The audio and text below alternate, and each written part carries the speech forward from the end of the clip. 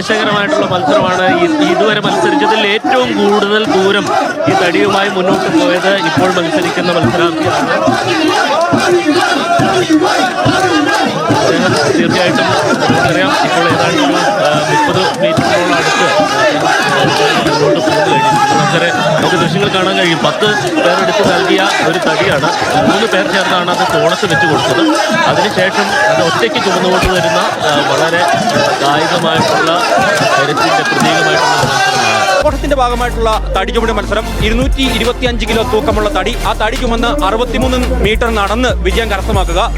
അപ്പോൾ പറഞ്ഞു വരുമ്പോൾ വലിയ അല്ലെങ്കിൽ പ്രായമുള്ള ഒരാൾ ചെയ്തതാണ് എന്ന് കരുതും. പക്ഷേ അല്ല, ഇടുക്കി തോപ്രാംകുടിയിൽ ആ ഒരു വിജയം കൈയടക്കിയിരിക്കുന്നത് 24 വയസ്സുകാരനാണ്. പേര് എൽദോസ്. ഏറ്റവും കൂടുതൽ ടോപ്പ് 26.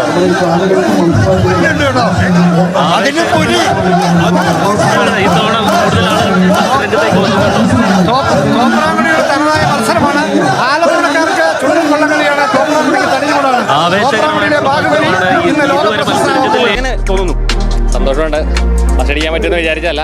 നേരത്തെ മത്സരങ്ങളിൽ ഇങ്ങനെ പങ്കാളിയായിട്ടുണ്ടല്ലേ? എന്തുകൊണ്ടാണ് ഈ തടിചുമട് മത്സരത്തിൽ ഇങ്ങനെ തുടർച്ചയായിട്ട് പലയിടത്ത് പോയി മത്സരിക്കുന്നുണ്ട്, വിജയമാവുന്നുണ്ട്? ഇതിനോടൊരു പ്രൈസ് ഉണ്ടല്ലേ? ഞാൻ ആദ്യമായിട്ട് ഈ വർഷം മത്സരത്തിൽ ഇറങ്ങുന്നത്. ഈവനിങ് ഞാൻ 16 അടുത്ത് വെച്ച മത്സരത്തിൽ ഫസ്റ്റ് അടിക്കാൻ പറ്റി.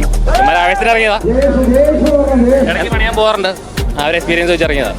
ഇപ്പം എന്താണ് ചെയ്യുന്നത്? എന്താ? ഞാനിപ്പോൾ BSc കോച്ചിങ്, PG കഴിഞ്ഞു. MA മലയാളമായിരുന്നു.